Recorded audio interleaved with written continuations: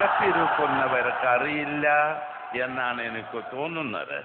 ഇത് വാസ്തവത്തിൽ എന്തോ ഒരു വലിയ മാന്ത്രിക ശക്തി നമ്മുടെ ഉസ്താദിനുണ്ട് എന്നതിൻ്റെ തെളിവാണ്. ഞാൻ ഇന്ന് രാവിലെ പ്ലെയിൻ ഇറങ്ങി കുറച്ച് ആളുകൾ ഈ യോഗത്തിൽ സംബന്ധിക്കേണ്ടവർ ആ പ്ലെയിനിൽ ഉണ്ടായിരുന്നു. വന്നിറങ്ങുമ്പോൾ എന്തൊരു മഴയായിരുന്നെന്നറിയാമോ? ഞാൻ ധരിച്ചു ഇതാകെ ഇന്ന് കലങ്ങിപ്പോകുമെന്ന്.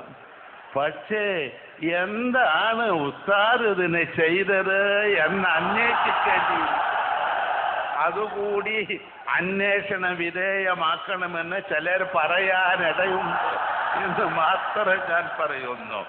ഏതായാലും ഈ സമ്മേളനം ഒരു കാര്യം തെളിയിക്കപ്പെട്ടിരിക്കുകയാണ്.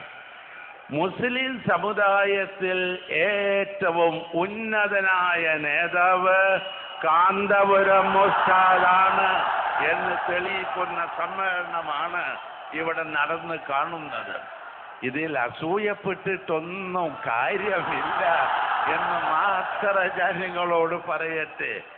ഉസ്താദ് ചെയ്യുന്ന അത്ര ഇല്ലെങ്കിൽ അതിൻ്റെ പകുതിയെങ്കിലും ജനസേവനം നടത്താൻ ശ്രദ്ധിക്കപ്പെടേണ്ടതാണ്.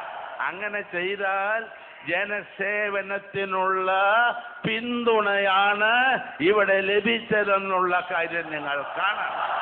ഞാൻ എൻ്റെ വാക്കുകൾ നീട്ടിക്കൊണ്ടുപോകുന്നില്ല.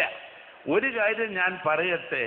17 ദിവസം കാസർഗോഡ് നിന്ന് തിരുവനന്തപുരം വരെ ഉഴുത് മറിച്ച് നല്ല മണ്ണ് പാകപ്പെടുത്തി എടുത്ത് ഇന്ന് ഉസ്താദ് നല്ല വിളവുള്ള ഈ പറയുന്ന മാനവികത ഇവിടെ നട്ടിരിക്കുകയാണ് എന്ന കാര്യത്തിൽ സംശയമില്ല. ഇത് വളരും. ഇതിനെ നശിപ്പിക്കാൻ ഒരു കീടത്തിനും സാധ്യമല്ല എന്നുള്ള കാര്യം നിങ്ങൾ ഓർക്കണം. കീടനാശിനി പ്രയോഗിക്കാതെ തന്നെ കീടം നശിക്കും, അതിന് യാതൊരു സംശയവുമില്ല.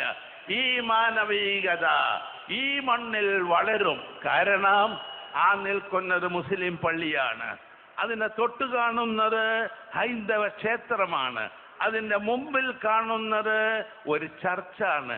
ഇത് ഈ മൂന്നിൻ്റെയും സംഗമമാണ്. അതുകൊണ്ടായിരിക്കും ഒരു പക്ഷേ ചന്ദ്രശേഖരൻ നായർ സ്റ്റേഡിയം തെരഞ്ഞെടുത്തത് എന്ന് ഞാൻ മനസ്സിലാക്കുന്നു. ഏതായാലും ഒരു കാര്യം നിങ്ങൾ കാണണം.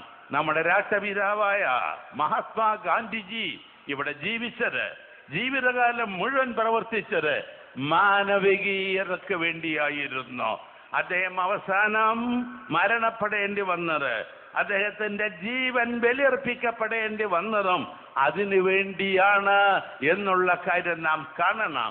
തീവ്രവാദം, അതുപോലെ വർഗീയവാദം, അതുപോലുള്ള വാദങ്ങളെല്ലാം തന്നെ ഈ മുസ്ലിമിൻ്റെ മാത്രമല്ല മനുഷ്യരാശിക്ക് തന്നെ ആപത്താണ് എന്നുള്ള കാര്യം നാം മനസ്സിലാക്കണം. ഞാൻ കൂടുതൽ കാര്യങ്ങളൊന്നും പറയുന്നില്ല.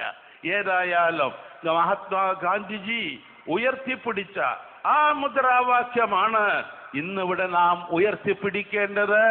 അതിൻ്റെ നേതൃത്വമാണ് ബഹുമാന്യനായ ഉസ്താദ് ഇന്ന് കേരളത്തിന് നൽകിക്കൊണ്ടിരിക്കുന്നത് എന്നുള്ള കാര്യം നിങ്ങൾ ഓർക്കണം. അതുകൊണ്ട് ഈ പറയുന്ന ഉസ്താദിൻ്റെ പ്രവർത്തനങ്ങൾക്ക് എല്ലാ വിധത്തിലുള്ള വിജയം ഞാൻ ആശംസിക്കുന്നു. ഒരു കാര്യം എനിക്കറിയാം, മതവും രാഷ്ട്രീയവും അത് രണ്ടായി തന്നെ കാണണം. ഞാനൊരു രാഷ്ട്രീയ പാർട്ടിയുടെ പ്രവർത്തകനാ. എൻ്റെ പാർട്ടിയിൽ ചേർന്ന് പ്രവർത്തിച്ചാൽ ഭൗതികമായ നേട്ടങ്ങൾക്ക് വേണ്ടിയാണ്. മരിച്ചിട്ട് വല്ലതും കിട്ടണമെങ്കിൽ വേറെ നിങ്ങൾ ഏർപ്പാട് ചെയ്യണം. അതൊക്കെ ഉസ്താദും കൂട്ടരും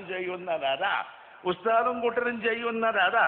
ഞങ്ങൾ ഇഹലോകത്തിലെ കാര്യത്തിന് ഇനി ഒരു രാഷ്ട്രീയ പാർട്ടിക്കും മരിച്ചു എന്നാൽ സ്വർഗം നൽകാനുള്ള അധികാരമൊന്നും ഒരു രാഷ്ട്രീയ പ്രസ്ഥാനത്തിനും ഒരു സമുദായ പ്രസ്ഥാനത്തിനും ഇല്ല എന്നുള്ള കാര്യം നിങ്ങൾ ഓർക്കണം. എന്ന് മാത്രമല്ല, ഈയിടെ എന്നെ പുറത്താക്കി ഇസ്ലാം മതത്തുനിന്ന്. ഒരു രാഷ്ട്രീയ പാർട്ടിയല്ല, ഒരു മതസംഘടന എന്നെ പുറത്താക്കി. ഞാൻ പണ്ടും അവരെ കൂടെ ഇല്ല, പിന്നെ ഇപ്പൊ പുറത്താക്കണ്ടേ? അവരിൽ നിന്ന് ഞാൻ എന്നും ഒരു മുസ്ലിമാണ്. ഒരുപാട്